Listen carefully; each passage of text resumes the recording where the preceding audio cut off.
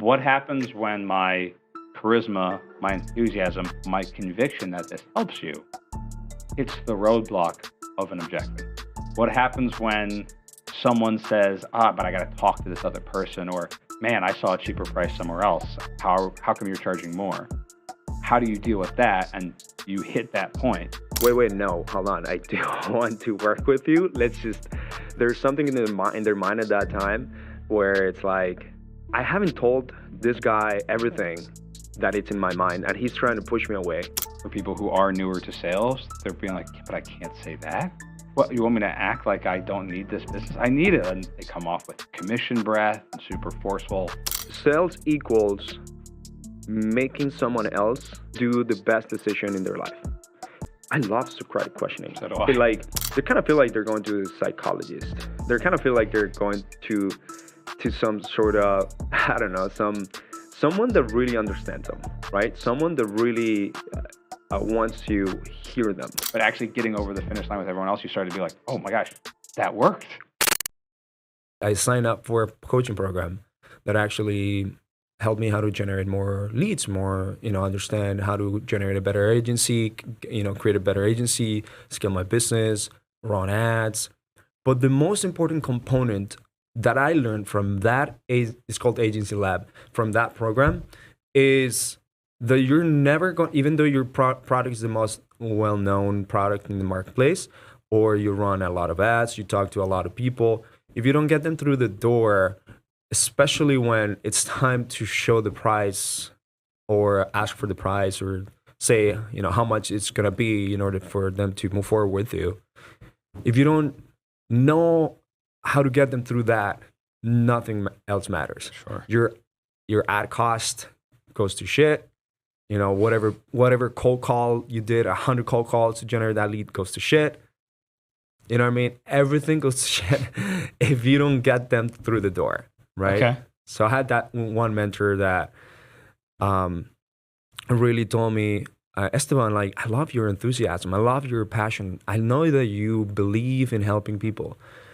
But did you know that there is like a step-by-step process? Do you know that there is a formula? Do you know that all the objections that you're getting are for a reason? Do you know that to start the call is not just be like, "Hey man, what's up? What's going on?" There is a specific reason why the best companies in the world have an onboarding process, make you feel an experience. And therefore there's a reason why you as an individual that is doing sales in your business or you're a solopreneur have to make them have an experience as well as soon as they come into your business. So the very first conversation is that experience. You should give them experience. Okay, yeah. I first off completely agree. And you're describing a pretty common situation for a lot of people getting into sales, for people who are people, right? They've got charisma. They know how to have conversations and be energetic. And at a certain point, that can get you kind of like almost half of the way there, depending on the product and your level of enthusiasm. But then you hit that critical point that everyone who has that same experience hits, which is what happens when my charisma, my enthusiasm, my conviction that this helps you hits the roadblock of an objection.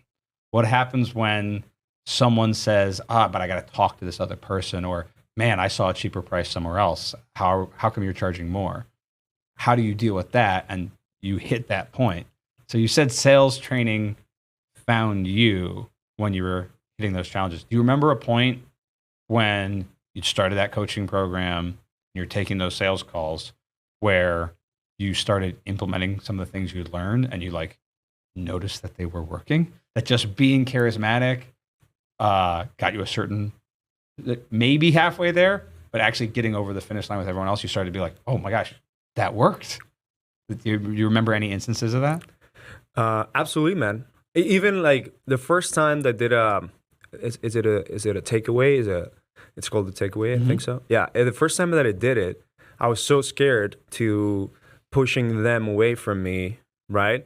But But when I heard that is a technique, because psychologically they do want it, but like they're giving you these false objections or these false excuses. Be like, hey man, you know what? Considering everything you tell me, I feel like it doesn't work. It's not gonna work for us. So you might as well go and look somewhere else. And they'll be like, wait, no, hold on. I do want to work with you. There's something in their mind at that time where it's like, I haven't told this guy everything that it's in my mind, and he's trying to push me away, right? So at the end of the day, so sales is helping, sales is leading, right? Sales is also understanding truly your avatar and psychology and their true pain points. And at the end of the day, that's what it is. Sales is a combination. It's a result. Okay. Sales equals making someone else do the best decision in their life, whether it's working with you or someone else, right? Obviously, we want them to work with us, Sure. right?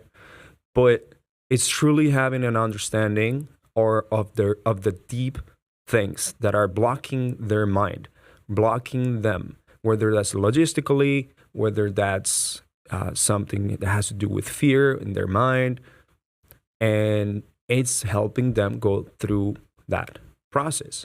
So that's when I realized, like, this is incredible. I love sales. I remember, like, in 2021, dude, I was every single day going to sales trainings from that coaching in Agency Lab for agencies, and I was like, I'm never gonna miss a sales training this year ever again. Every single time I get something new and I apply it, and all of a sudden it's a sales done, right? Like a closing done, or someone to accept it.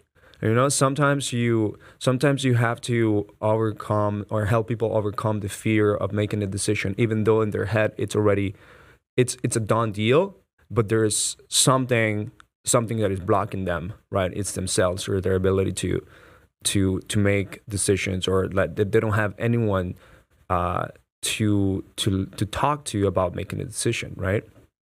Got it. Okay. So what you did a takeaway, and it worked, right? You're like, you're terrified to do it. So common. I mean, a lot of the way we train for people who are newer to sales, they're being like, but I can't say that. What, you want me to act like I don't need this business? I need it. And they come off with commission breath and super forceful and have no sort of frame or status as a salesperson. Very needy. I'm just following up, just hoping I can help you out, rather than being like, yeah, if this doesn't make sense for you, we wish you the best of luck. And then suddenly they go, oh, this is someone I want to work with. So that was one technique. So how did you were going to a lot of sales trainings, it sounds like. What was the process of starting to implement that? Because you were mentioning taking nuggets and being like, oh, I'm gonna use that from that one training. Oh, I've been saying that a little bit wrong, right? You're iterating and improving, which is exactly how I got good at sales. What was the process of actually starting to include those in your conversations? Well, first of all, is having a ton of conversations, and having the ability to, even if you have a pipeline of past people, you want to call them, and implement that in the past leads that you have in your pipeline, and you already talked to them. Like, there's nothing wrong about going back to them and applying something that you already did, but also doing that of people that don't know you, never heard of you. They came from an ad lead generation marketing channel. Could be cold outbound DMs. Could be paid advertising, and just knowing that you're gonna have hundreds of these conversations, but they're always gonna have maybe one or two of these conversations in their life about this product, this service, or whatever. Only one or two, but you've had 100. So that means that every conversation that they're gonna have is gonna be one of the most impactful conversations for them. So make it the best, right? So I was like, I'm gonna make sure that every single time that a person comes and talks to me, they have an experience. It's like a full experience. From the time that they introduce themselves to me, and I introduce myself back to them, and I connect with them. And then what type of feeling do I make them have from the very beginning to the setting the framework, the agenda, right? And then diving into their problems or diving into their challenge. But I want them to feel so good that every question that I ask is not uncomfortable, but it does make them open up to me, make them like, I don't know if your listeners know about Socratic questioning. I love Socratic questioning. So do I. It makes your brain or their brain open up so much because they've never thought about the things that you're asking them in their life. So it's a transformational type of conversation that you end up doing, and like they feel like they kind of feel like they're going to a psychologist. They kind of feel like they're going to some sort of, I don't know, someone that really understands them, right? Someone that really wants to hear them. And sometimes people want to go over, skipping through all the important things and want to go over like the pitch. I just had an interview with someone that for a sales position, and he asked me, we were doing a role play, and I was the person. He asked me, okay, so why didn't you, did you already do this before? Oh yeah, I tried it myself. Oh, so the reason why you're here is because you tried it yourself and didn't work? Yeah, I mean, like, yeah, this is me role playing. Yeah, I actually tried it myself, didn't work. Now I want someone to do this for me. Oh, okay, so that's your problem. No, you're skipping the main thing. Like, this is the feature that they tried. Like, the service that they tried it themselves is just a feature. Right? The real problems are the things that you're not currently asking. Like, what are the deeper things that are happening in their personal life, in their business, that are really causing them a lot of challenges? And what are the things that they want to achieve that all these pains, all these challenges are not allowing them to do? And when you ask these questions, they're going to see this bridge, they're going to see this gap that they've never ever seen. And you do that by asking Socratic questions, right? Because that's what I call the experience, right? The experience is making them see something so clear that even if they left your call, after they leave their call, they'll be like, can I know what my real problem is right now? I kind of know like really what I need to do. I'm going to thank that person. I'm going to remember that person. And now when you follow up with that person, they feel good about you, right? I might be like maybe talking about very general terms right now, but that's why you have to have a sales process. Sure. I love that.